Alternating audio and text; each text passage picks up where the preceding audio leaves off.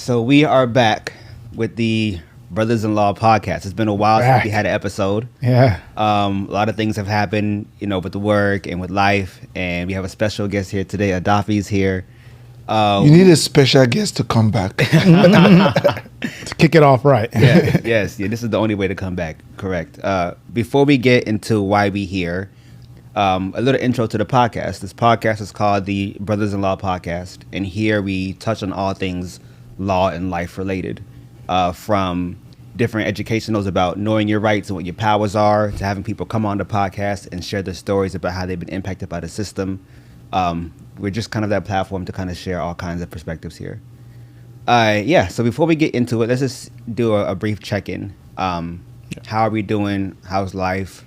How's work? I know that's a complicated question for you, Edafe. Don't start. Conrad, start with you. How are things going? Yeah.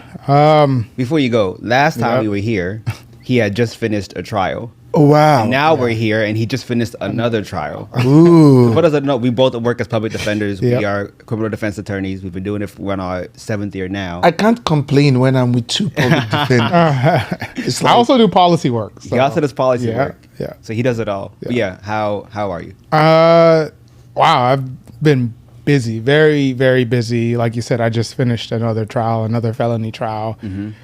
We won, thankfully. So my client got to walk out of the courtroom free. It was a gun case. A client was alleged to have been shooting a gun in the air, and there was allegedly a video of this incident occurring, but the video didn't really show what the prosecution was saying it showed. At least that's what the judge said. Yeah. That's what the jury said. Just something different happened in this case that doesn't normally happen in cases. Usually when we go to trial, a jury trial, the jury will decide our client's fate. But in this case in particular, the judge dismissed all the charges because he found after we did the entire trial that there wasn't enough evidence to convict my client. And that's just, I wouldn't really say unheard of. It's just not something that happens often. So it was a big deal. It was a big deal for my client. How much time was your client facing? Yeah, he was facing 5 to 15. Oh, wow. 5 the minimum, mandatory minimum, all the way to 15 the maximum for him. So Wow. he was a non-citizen. So there was a likelihood that he would have been deported after serving his sentence. And he's been here for a large portion of his life. He has 3 children here. His wife is here. Wow. His entire family's here. So he would have had to leave everything he knew. So it was a big deal for him. Yeah. And shout out to Fallon Rayner, my colleague who did the trial with me. She did her thing. So, yeah. Cool. Edafe, before we get into everything, how are you? I wanted to say how I really was. Then I hear about this case, and it made me feel like I would be complaining if I state how I really was, because I am in the midst of a campaign process that is like testing my faith in humanity and what is like all this about. Because if you're outside the system and you come into the system, you're thinking that you can really make a change in the system. And that's what public defenders try to do. Yep. It's like trying to do it one after the other, trying to make life better for people. I have done that my entire life, working in non-profit spaces as executive director. And I was like, I need to go into the system and like play a big role in the system rather than saving one individual or another. But I'm seeing a lot of like factors that makes me feel emotionally overwhelmed and see why a lot of people feel like I don't want to go into this because it's like an uphill battle. But there's also signs that makes me feel like if I am in this, other people will feel a sense of strength that they too can play a role. And that is what keeps me going. Even when I wake up this morning, I usually wake up by 5 a.m. every morning. Wow. I woke up like 6 a.m. this morning. My legs were very tiring. But I just said to myself, like, who am I doing this for? Right. I'm doing it for myself, but I'm also doing it for other non-citizens, citizens, and people who feel like there is glimpse at the end of the tunnel. So I feel good. Great. I love that. Yeah. It's a good segue for me. I have been talking about this for like months now, about how I've been almost feeling burnout and just all kinds of things, and the actual work that we do, and the podcast space and the events I put on, and it's nice to be reminded about why I'm doing these things. To hear you that's what keeps you going, is to remind yourself why you're doing it. I think that's what keeps me going. Like, I still believe wholeheartedly in the work that we do. I believe in the work that I'm doing through the podcast. I believe in these things, and it's a good reminder. Thank you for that. You didn't intend to remind me about that, but you did. That I should just remember, why am I doing this? What's the impact that I have? And that should be enough to keep me going until I can't anymore. Take a look at my life. Many people like me who come to America, the first thing they tend to think about is like, how can I be economically sustainable? And I could have chosen to have a different path. And I have a master's from NYU. I could have been like, oh, I'm going to make money and just like move on. Yeah. But I felt like the system that failed me, that made me come to America, is not only failing me, but it's also failing Americans. And someone asked me, I see why you're running for office as a foreigner that came to America, because you know what it's like to have a government ridden by corruption. So you know what it's like when you see the signs that the place that you have always idolized is now becoming the place you fled from. So there is a reason why I should fight, because I don't want this place to push people like me out of the country like I was done to in my home country. Yeah. So there's a reason to keep fighting. Yeah, and I just want to acknowledge and uplift something you said, which was, you're feeling a lot of emotional burnout. I myself feel the same way, and just like what you both said, I think what keeps me going is the who am I doing this for, right? And I think a lot of the times in my mind, I'm like, this person's depending on me, my client's depending on me, this community's depending on me. And with that comes a lot of emotional strain, because you're bearing a hefty burden. So, I hear you. There is a lot of emotional burnout, and I guess like it's kind of like a cycle, because like you feel the emotional burnout, but then you're like, but these people are depending on me, so I got to keep going. Yeah. So, And we also have to be mindful, as people of color, as people that comes from traditionally marginalized communities. When you have an opportunity to have an education or to have a profession, the burden is higher on you than people who come from privileged communities. And like, I am one out of many from my community that made it to America. So I carry the burden of my community here as well. Right. As well as I am one among many in New York that came here to find a sustainable life, that now have a means of sustainability. So I have to be careful too, to be like, how am I not allowing that magnitude and gravity of like, my community depends on me, to make me feel like I have to expend all my energy and don't keep for myself. So it's that yin and yang, it's that balance that you have to keep in mind and in check, so that you are not overwhelmed by the circumstances of like, how much more can I do? So I hear you. Thank you. You already kind of hinted at some of your story, so I kind of want to get into it. I want to read this quote, and I want to get your reaction, okay? In the gay community, I was considered a refugee. In the refugee community, I was considered black. In the black community, I was considered African. And in the African community, I was considered gay. In every community I found myself in, I was considered the other. No one should ever feel the need to flee their home because of who they are. Obviously, I got that from you.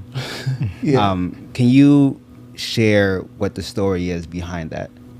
Yeah. I grew up in a predominantly black country. Predominantly, we are all blacks. You cannot stay in the equator and be white. It's almost impossible. And in Nigeria, the difference was not if you're a black person or not.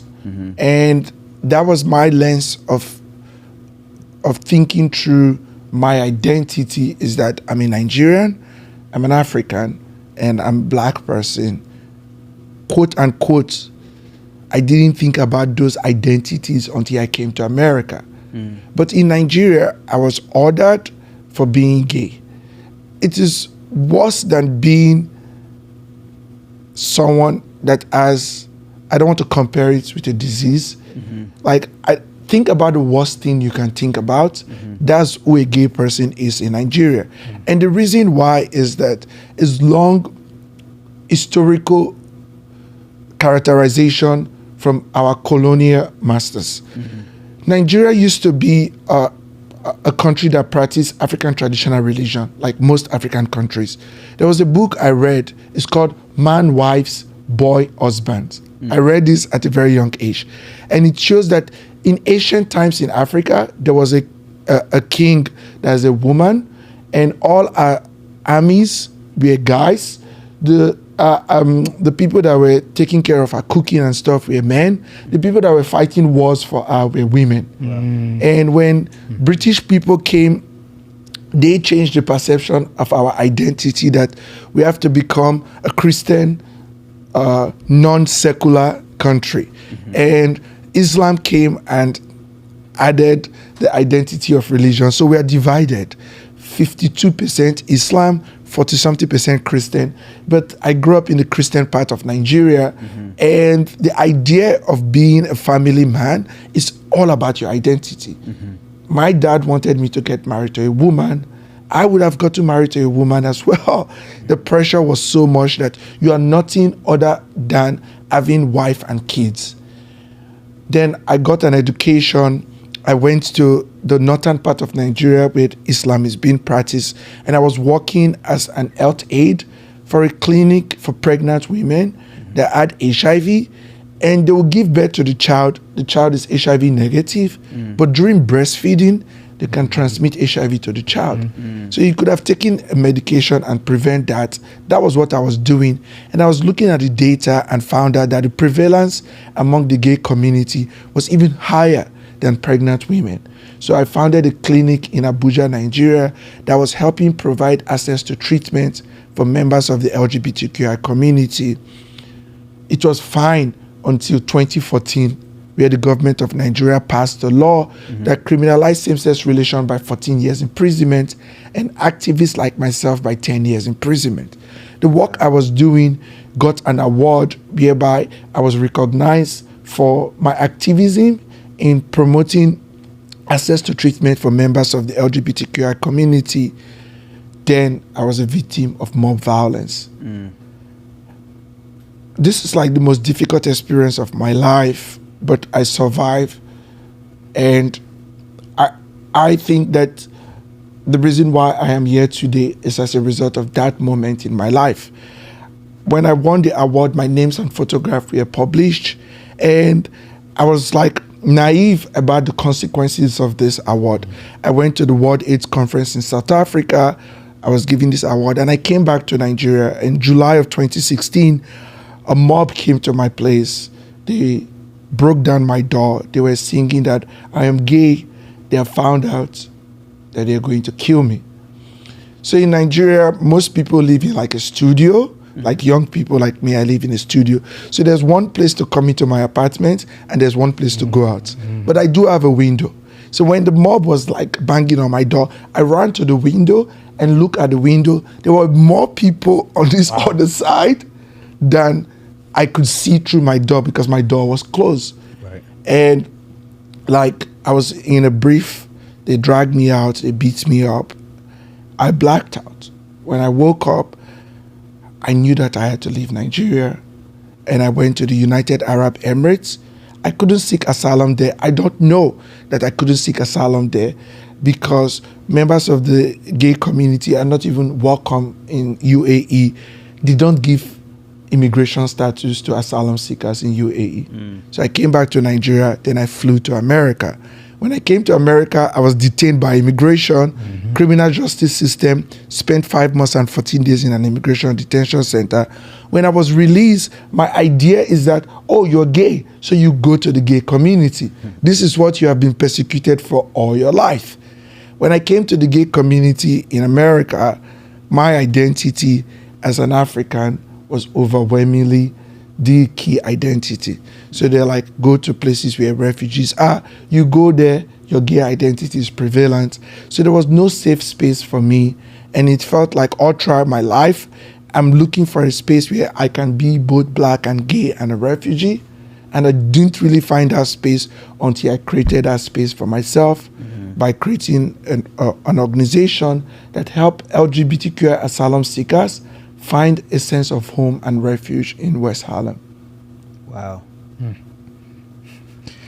There's so much to unpack there. It's a lot. It's a lot. I know. Even me, as I'm talking about this, it gives me a lot of great anxiety. Even though I've talked about it a lot of times, but it's like, it just like reminds me of like why I am here in the first place. Yeah. I often don't appreciate whenever people are sharing their traumatic stories, no matter how many times that you say it, even though you've said it, I'm pretty sure many times by now, it doesn't minimize the trauma that you experience. It doesn't stop it from coming back up when you share that story. So thank you, and I want to acknowledge it. I know that must have been tough, but thank you. Yeah, I'm in therapy.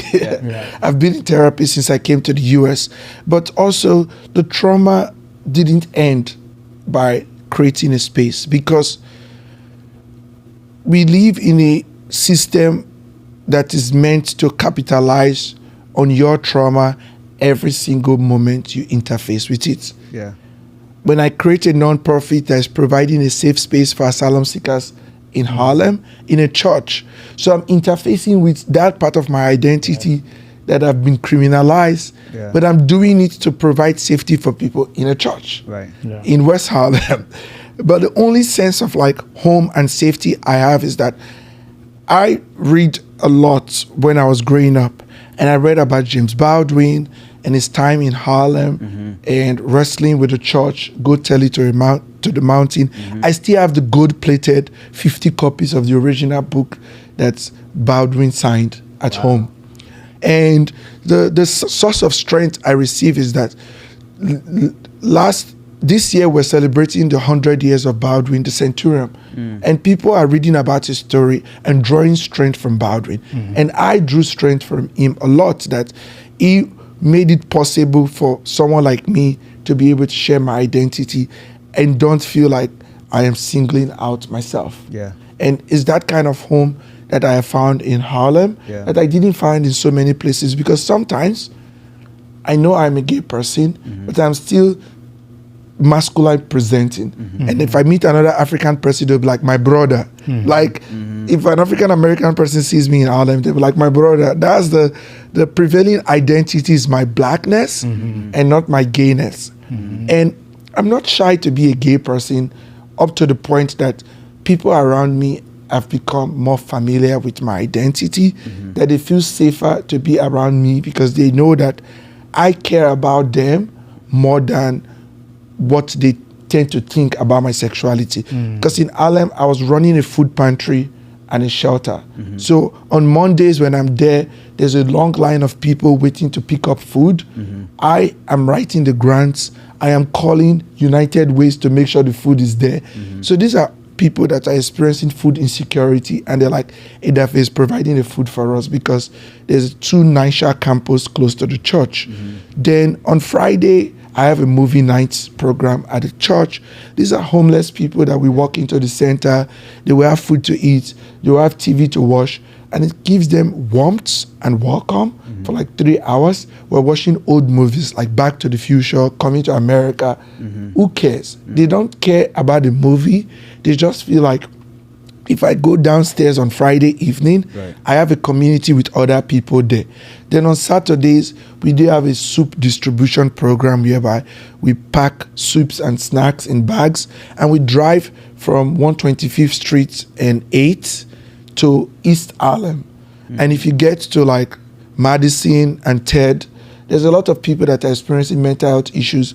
When we are dropping food for them, they don't think like, oh, this guy is a gay guy or stuff. They're just like, there's a food here. Thank you. I'm having food to eat. Thank you. And that is what I think I've been able to do with my life, is that I have taken something so traumatic, so painful, to be like, if I can make my pain like something that people can benefit from, what would it look like? And I think it looks like in service to others. I think people may have missed this. So what year was same-sex relationship or marriages outlawed, and what was the punishment again in Nigeria? 2014, it was outlawed by 14 years imprisonment Wow. and 10 years by members who are activists. And this happened after same-sex marriage was passed in the United States. Yeah. There's a ripple effect. When it was passed in 2012, Obama came to Africa for a tour. And I remember 2012, Zambia hosted the African Nations Cup.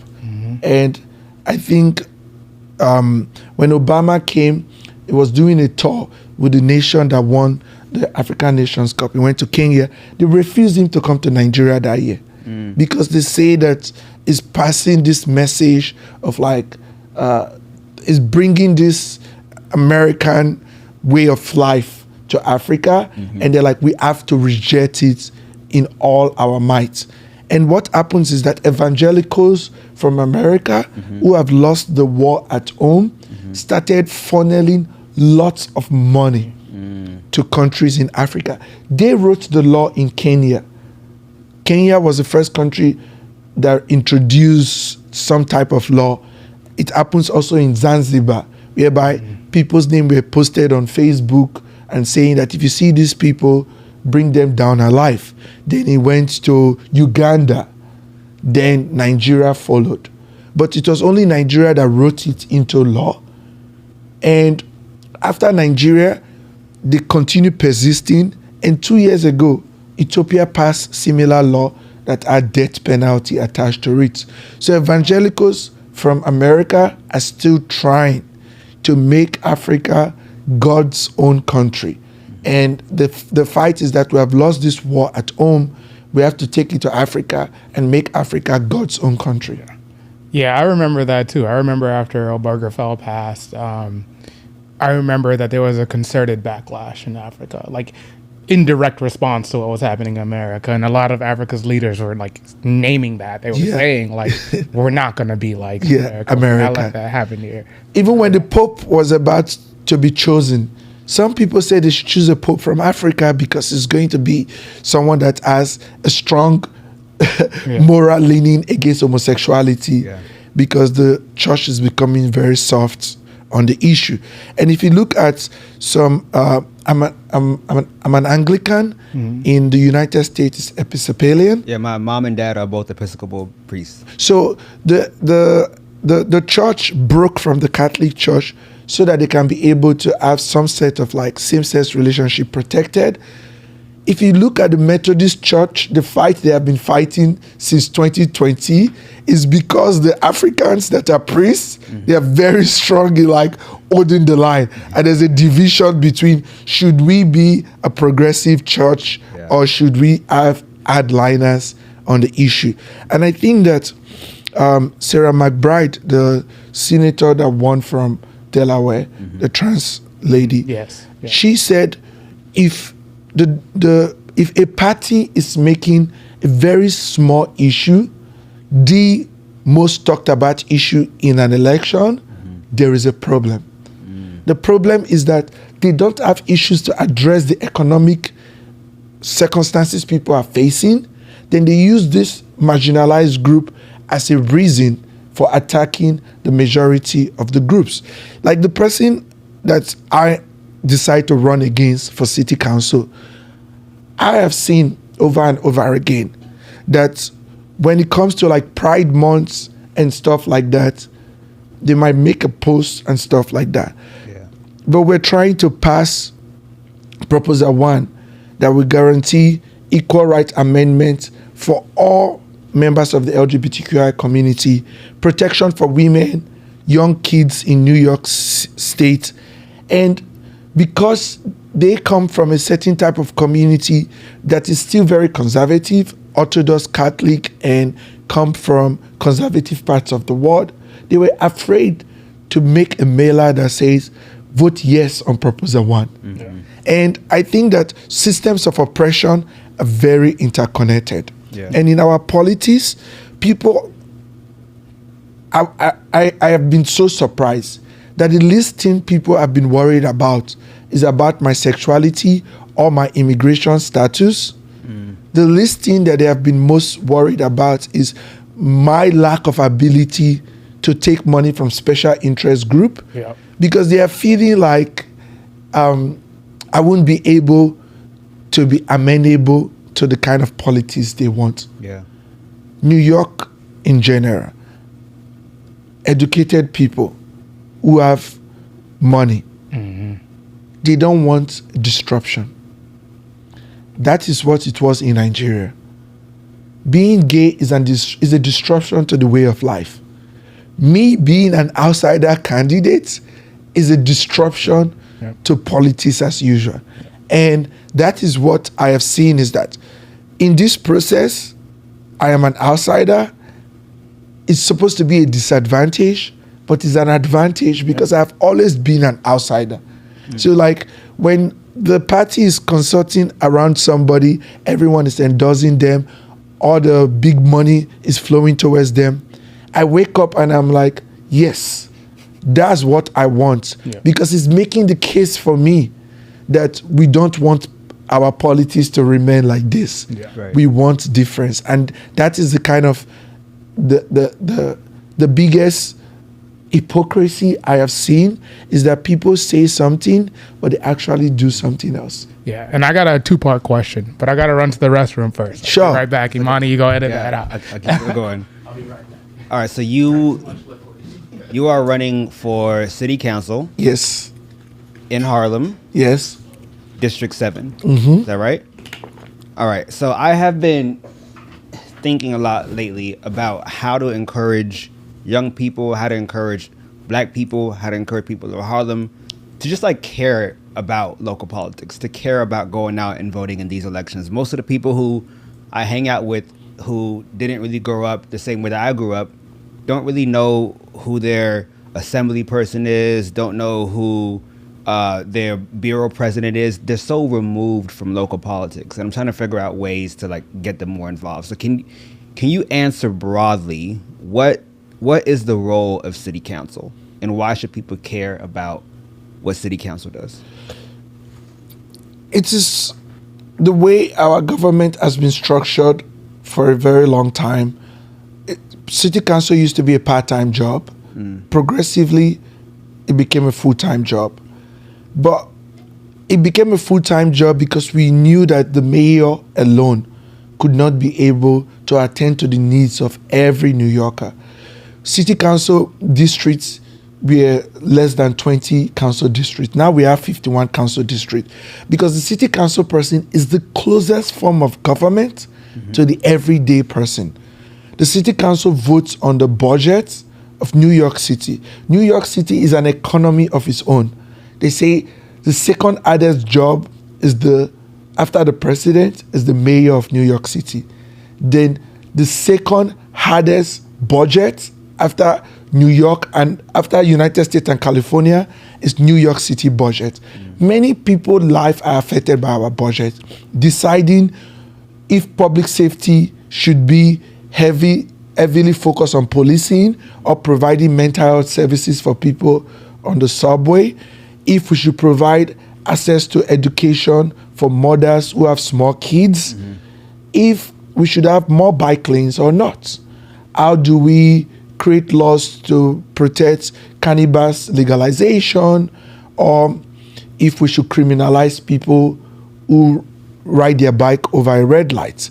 So we think about this from the president, Congress, but the city council person has more impact on your life than the Congress person. Okay, so why did you decide to run for city council? Why Harlem? And why District 7?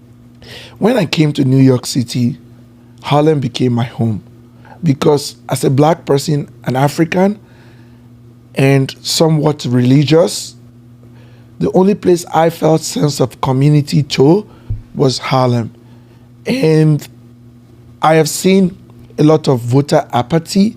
That's when voters are exhausted about the political process because they have given their trust to politicians over the time, and these politicians are taking their trust for granted because they have better name recognition or connection to the community. And I said to myself that I was going to come into public service because it has been my way of life, but not attached to a political machine. Because what political machines does is that they promise and never fulfill. And I wanted a political representative that would care about the day-to-day needs of a regular Harlemite. That is housing affordability. We have seen Columbia University buy up most lands in West Harlem and replace it with rock climbing and fancy looking egg-shaped buildings. He lives right there. Yes, I have a building has not been touched yet. It's still one of the older buildings in the neighborhood, but I'm right across from these new buildings that Columbia has bought up. And most of those buildings are not affordable to members of the community. And we have elected officials who have power over that, because what the city council person actually does, aside from voting for the budget, is voting on land use. How should the city use their land? And if you come to me as a city council person that is on board by real estate developers, I can actually fight for my community to say 20% affordability is not going to do the trick for people in our community. We need more affordable homes. And I don't want that power to continue resting in the hands of people that are in the pockets of real estate developers. Secondly, Harlem has a high burden of the mental health and drug addiction clinics. And what we have seen is that there's not an equitable distribution for how treatment is being administered. If you move everybody who has mental health issues to a cluster, you give the people who are in the problem an opportunity to find that same problem that they are in constantly. Because what does a drug dealer does? He goes to the cluster and sells to vulnerable people. But if he distributes the clinics across the city and everyone is sharing the burden, then you can effectively find solutions for people. But when people do not want a supportive housing to be built in their community, they are giving the burden to communities that do not have the power to fight against it. We need supportive housing in Tribeca. We need supportive housing in Chelsea, in Brooklyn, in Queens. And that's why I think we need to invest. I know we need to invest more in intensive mobile treatment, which are mobile vans that can help stabilize the person on the streets, then offer them support. Instead of calling the police and letting the police deal with them. Because what happens is that if someone is mentally unstable and you call the police, and the police does not have the training or capacity to deal with it, it escalates to violence. And also, if the person is under the influence, they cannot interact with the police. But with intensive mobile treatment is that the van comes with a social worker that can help stabilize the person, because it's voluntary. You have to ask, do you want to go to a shelter? Let's just use, for example, this person is high and under the influence. And you say, do you want to go to the shelter? They'll be like, no, I don't want to go. Then the police leaves. They didn't do anything. They wasted our taxpayers' money. But if the intensive mobile van comes and say, how are you doing? They notice the person is under the influence, put them into the van, give them IV treatment, stabilize them and say, are you feeling okay? They're like, yeah. Do you know there's actually a place you can go to where you can receive such kind of support? There's high likelihood the person will go with you than when they are under the influence. And that has been the problem, is that we have solutions, but our politicians just like to throw money at programs that makes them feel good. And one of those programs is like, let's just put cops on every street as if that would be a solution. We have been policing our streets and the crime cycle is still high. So that means we need to add more social safety nets and solutions to policing to help them do their jobs.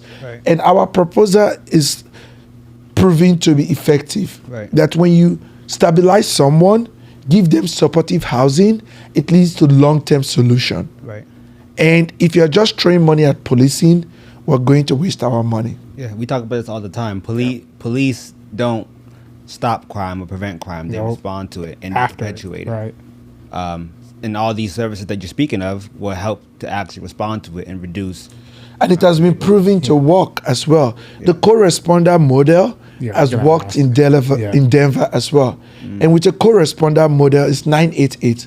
Mayor Eric Adams is defunding the mental health program. The person I'm running against voted for the same Adams budget that defunded this program. And those are not the kind of people we want in city government. We want people that will be able to have the moral fortitude to stand against a mayor that is trying to defund programs that work and say to their constituents, do you think that if you vote against a mayor's budget and you come back to the youths, to the marginalized communities and say to them that I didn't vote for the budget because it was going to cut your child's education, because it was going to cut access to mental health services, because it was going to make housing unaffordable, do you think they would not be happy that they have a council person that can do that? Of course. But we don't have politicians that want to be truthful about the solution. So they just use blanket statement that I decided to vote for the budget because it was going to provide for sanitation, for cleaning. They will talk about the things that worked in the budget, failing to recognize that they are making their jobs harder by cutting the budget and using their discretionary funding to replace that cut. So the discretionary funding that is supposed to solve other problems is not going to solve their own problem that they have created. So it's like a hamster in a wheel. I cut it, I replace it. I cut it, I replace it. Rather than I'm fighting for this, and if it doesn't work, I'm not voting for it. Yeah, I had a question actually because I saw that the co-responder model was part of your platform. And from what I understand from the co-responder model is, you know, it'd be a trained mental health care professional responding with the police, maybe to someone who's in crisis. And my question is, and you kind of raised this already, that police officers don't have the training and, you know, when they're interacting with somebody who might be in crisis, you know, they're not going to de-escalate, they're going to escalate and lead to violence. So in the co-responder model, how do we ensure that that doesn't happen with the police officer presence there? Yeah, so I read the transcript of the testimony at Denver. It takes a lot of practice. First, with the co-responder model, the phone calls shouldn't be picked. If it's 988 separate from 911, the phone calls should be picked by a social worker. So the social worker asks the first questions like, what are you calling for? Like, we have clubhouses. In clubhouses, these are people who are mentally challenged, but they're already in a place where they're trying to make their life better. And if the call is from a clubhouse, a police should not even go because you know that the person is not endangering anybody. And I think that if the person is in a state whereby they are endangering somebody, a social worker goes with the police. And if they arrive at the scene and see that it's an older person that is not endangering anybody, then the social worker can go alone. Because two of them, if you watch the videos, the police and the social worker will walk close and they will assess if the person is not in any danger to anybody other than themselves, the police will take a step back, the social worker will move forward. But if the person is in danger to both themselves and others, the police will go a little bit further and say, try to de-escalate. Then when they de-escalate, the social worker comes in and provide the support the person needs. That's what we are trying to introduce because New Yorkers are not ready for first responder. And I think if we are actually serious about dealing with mental health services, there are so many mental health professionals that feels like the mere presence of a police officer makes the person that is mentally unstable get more scared. So that's why in a co-responder program, they go within a few feet, and if it's like something the person can go alone, they move alone. Imani, if I can, before we transition, I just, when you were initially telling your story, I had, you raised two questions in my mind. They're kind of, I was going to say two-part question, but they're two different questions. so it's Pride Month, obviously, and I heard you talk about Sarah McBride, and I hear you talking about your identity as a Black gay man. What do you see? Like, how do you see your interplay, the queer identity? Do you see yourself being an advocate for all queer individuals? Are you an advocate for gay men first? Like, how do you see yourself in that arena? I think that the division is created to make us like fight for crumbs. It should be an inclusive movement for everyone, gay, straights, and transgender people. I know of a friend, Kevin Jennings, is the CEO of Lambda Legal. Mm-hmm. He founded Gleason Gay Straight Alliance in schools. And Corey Johnson, the former speaker of the city council, was a student in Boston. And when Corey was like 12 years old, he came out, and Corey's parents were very influential in getting Massachusetts as a state to be able to pass same-sex marriage, because you see that when straight people advocate for gay people is very effective. Yeah. I think that what gay people and trans people experience is no different from what Black people experience. And it's no different from what NYCHA residents experience. If you go to a NYCHA campus and you don't live in NYCHA, it's hard for them to trust that you have their best interest in heart. If you're a white person trying to advocate for social justice issues, it's hard for a Black person who have been marginalized for a long time to feel like you have their best interest at heart. Right. It's the same for trans people. They have been marginalized for so long that trust is hard to come by. Yeah. That even some gay people, they find it hard to trust them. I think within the gay community, cisgender, heteronormative gay men are the problem. The reason why they are the problem, I am included, is that we are straight passing. An effeminate gay guy is less straight passing, and they face more persecution than a straight passing gay guy. And the issue is that we don't speak up enough to condemn people who are speaking negatively about effeminate and trans people, because we want to be included and not excluded. And that's why I think when we think about pride, inclusiveness, and like fighting for our community, those people that are straight passing should be able to say, I don't like the way you talk about that people, gay people are not a monolith. And what I'm about to say is something I've thought about. And if you look at an example, Pete Buttigieg, for example, and Chasten, they are very straight passing, and now they are married and they have 2 kids. They subconsciously, society want them to behave like a straight couple. That's how you are most accepted in society. But if you're effeminate, flamboyant, wearing wigs, painting your face, people start calling you a woman and start dehumanizing your humanity, and it becomes less effective in terms of like how people treat you. And at that point, you become a little bit distrusting of like other people.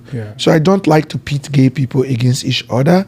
I tend to think about it this way, that we wouldn't win gay rights if there was no RuPaul, Ellen DeGeneres, and different type of gay people, because different type of people can address different type of communities.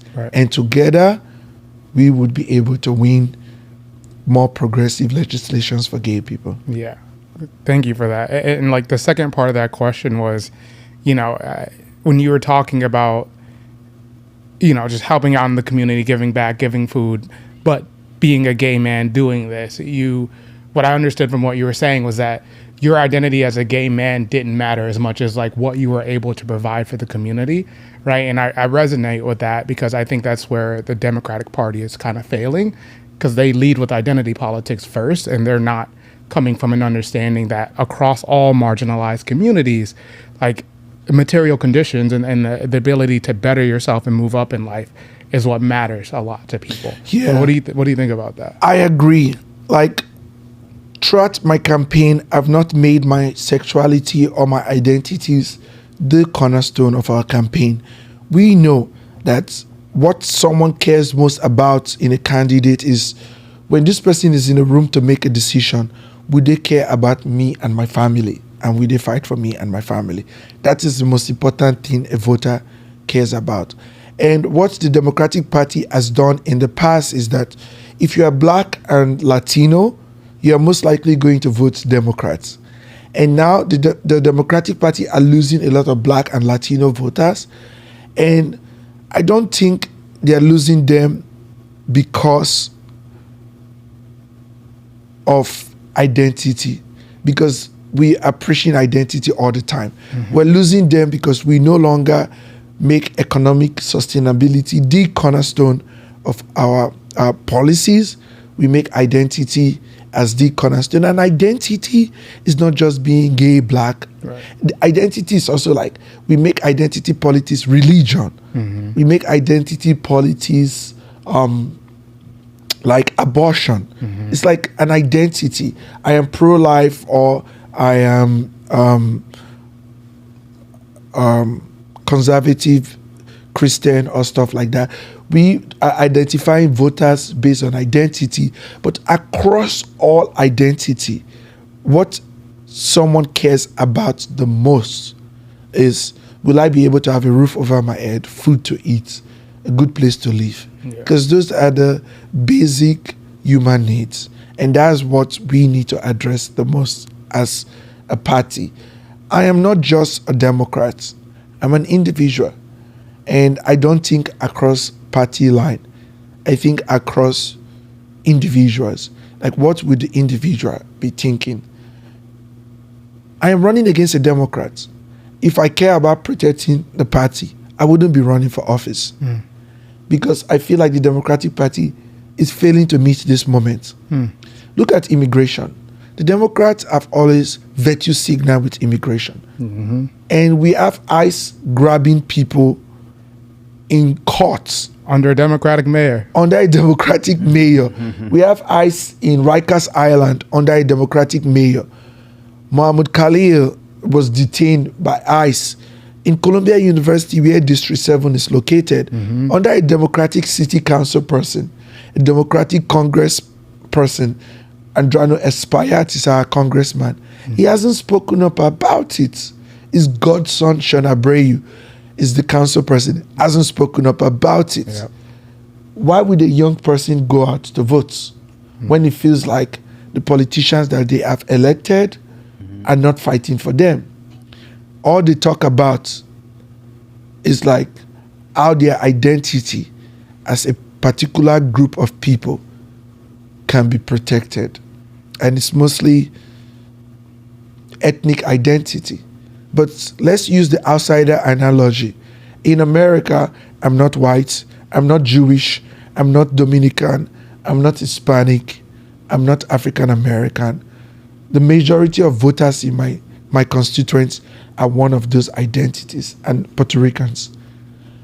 But I am winning voters across these different demographics because I'm fighting for issues they care about. Housing affordability, universal childcare, public safety that will address the mental health crisis, ensuring we hold institutions accountable, fighting a mayor that have proven himself to be unworthy to rule and govern this city independent of a Trump administration. Those are the issues that are resonating with voters, and that's why, even though there's an incumbent in our district, we have most individual donation compared to the incumbents. I thought that Medicare is a democratic issue. Have you seen a Democrat that doesn't want to protect Medicare? I'm running against a Democrat that doesn't want to protect Medicare. Wow. That is like delusion. If you think about it. Why would an older New Yorker vote for you when you are trying to cut their traditional Medicare? Why should a mother that have 2 kids, when childcare costs $25,000, vote for you when you are not thinking about passing universal childcare? There's a bill it didn't support that really drove me crazy. Meals on Wheels. for older adults, 1 in 5 older adults in New York City lives in poverty. Those food pantry lines I'm talking about is mostly older New Yorkers in Harlem. You see them rolling their stuff. And this bill would have helped elderly New Yorkers receive meals every day of the year. He refused to support it. Wow. It's what a Republican will do in Alabama. Cut Medicare, cut food stamp. Yeah. That is what is doing in city council. That's why city council should look differently. Yeah. We should have people that are saying, we're going to protect Medicare for older New Yorkers. We're going to provide meals for people experiencing poverty. We're going to protect black and brown communities from over-policing and police violence. We're going to ensure that our streets have laws and immigrants are not criminalized by giving them criminal summons by NYPD. If a city council can do that for Harlem, more young voters will feel that they have a reason to show up to vote. Facts. Thank you for that. Unfortunately, we have come to the end of our time. I'm really happy that you touched on the support for elderly folks. One of my questions, which you already answered, was going to be couched in this. I've lived in 7 different apartments since I've been in the Bronx and Harlem. And every place I lived in, it was an elderly person that was a staple in that community. Yeah. Where I live now, the other place I lived in Harlem, they were the cornerstones of that community. And they're the ones that are the young folks that go to advice. They hold the history of that particular area. They are the ones that are really the heartbeat of many of these communities. So it's nice to hear. I knew that you had plans for that community anyways, but it's nice to hear that you are. You'll be surprised. Yesterday, I was about to go home because I was knocking on doors. I was coming out of a building. I knocked on a voter door. They were not at home. But when I came out of the building, I saw an elderly person. I knew that they were going to struggle to climb the stairs. Mm-hmm. So I gave them my hand. And she looked at me and she put her hand on my hand so that she can go into the next step. So I was walking with her to the other step because it's 3 steps before she would get into the building to take the elevator. So I just put her hand. I was like, I'll walk with you. And she was like, oh, young man, what brought you here? And I was like, I was knocking on the doors. I'm running for city council. And this lady started telling me for 15 minutes that she worked with Charlie Rango, that she worked with Bill Perkins, that she worked with all these Harlem greats. And we spent 15 minutes there, and she was like, I've not seen young black people running for office anymore. What is happening? And I was like, it's hard because there's a political machine that makes it like you must come from a family with a reputation to be able to raise money and run for office. Mm-hmm. So me, as an African who came to America to find an opportunity to run for office and challenge the system, I feel like we have done something that would have been impossible a few years ago. It's because I draw strength from other elderly people, and I don't want to allow their fights to be in vain. All right. Edafe, the way we end, well, first of all, thank you. No problem. Thank you. I know you won me over. I know we didn't get to the whole platform, but this was meant to be an introduction. This is a platform. This was meant to be an introduction, and I hope that people are inspired and interested enough to know more about you, to hear more about you, and to support anyway. Oh, they will. Yeah, exactly. They will. We'll get to that in a second. We end every episode with just giving some parting words. We're lawyers, so it's kind of corny, but we say, give a closing statement, a closing argument. It can be brief. I can go first. I guess and we can target whoever we want to target. So my closing remarks, right now, I am trying to encourage people who look like me, who are around my age, who don't come from where I come from, to really engage more in local politics. And I think it's so easy to be anti Eric Adams, and it's easy to complain about your current state of affairs, but it's harder to actually do something about it. So I'm encouraging people, if you are unhappy with how your life has been for the past couple of years, if you are unsatisfied with how your city, how your state has been run, do something about it. And you could do something about it pretty soon. You can learn about who these candidates are that actually care about your needs, and you can vote for them. And the votes in these elections actually matter in ways that may not feel like they matter in national elections. So for anyone who has not engaged in politics throughout their lives, do a self-evaluation and think about, how could my life be better? What are my complaints in my life right now? And are there people out there right now who could help make my situation better, who care about me, who care about the people who look like me, who care about my family? So that's my parting words. Conrad, what do you have? Yeah, just piggybacking off of that, politics matter, right? I know a lot of people, when they sit down at the dinner table or they're talking with friends, they say, I don't want to talk about politics. But so you're saying you don't want to talk about people's lives. You don't want to talk about what affects people every day, because that's what politics is. It's the substructure of how people live and the choices that affect people's lives. But my game is intersectionality matters, right? Identity is not the end all be all. Yes, identity is important because in America, historically, there's one identity that has always prevailed, right? Mm-hmm. Rich white men.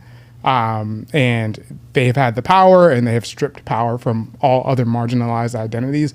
But above that, what matters is people's ability to live, to make a living, to live with dignity, to be able to afford things, to raise a family, right? And, the good brother Edafe spoke to a lot of that. And I think that's something that gets lost in today's politics, is that economics matter a great deal. So that's my game. All right. Edafe Okporo, running for city council, Harlem District 7. What are some parting words you have, somebody who may watch this episode? Our policies have been institutionalized. The Democratic Party has become a corporate shell for our people by our communities. There has been a lack of response from our politicians because their voices has been bought by corporate interests. When you see a candidate like me who is trying to change the system, do not be afraid of that change, because what we have been offered for so long is bandages, and right now we need to rip the bandages, treat the sore, and actually help it heal. And the reason why I am in this race is because me, like you, I care about the future of this city. And the future of this city would not progress if we continue to elect the politicians of yesterday. So we have to do differently. We have to choose people who really care, on bots, unpaid, accountable to our community. That is the major difference in this race, is that who are the candidates that have made the commitment that they are going to fight for you and your families no matter what. And I have made that commitment, and I hope to earn their trust. Thank you. Thank you. All right. Our last 3 plugs, reminders, is number 1, we're talking about a campaign, and the most important date to have in your calendar is June 24th. Is that right? But early voting starts on June 14th. Okay. You can vote on a Saturday. Yeah. You can vote on Juneteenth, on June 19th. You could. So please mark your calendar. If you know you want to vote this year, if you know you want to vote in this election, mark the calendar. Don't miss your opportunity. Your vote actually matters, and it can really change the direction that the city has been going. Number 2, if you want to know more about Edafe, you want to hear him speak again, you want to know more about his platform and his plan for the city. I know I do as well. Conrad and I are hosting a town hall with Edafe on June 16th, and it'll be another opportunity to come and hear his vision, to maybe even ask a question or two from the audience, the people who are there. Yep. So please come. If you don't know who he is and you want to learn more, come. If you know who he is, you want to support, come. If you're on the fence, come. This is the opportunity to come and hear who he is, hear what he has to say, and hear his vision for not only his district, but for the city of New York. Yes, sir. And the last one is, this is the Brothers-in-Law podcast. We have more episodes coming. Please tune in. Thank you for joining us, and enjoy the rest of your weeks. Take care, y'all.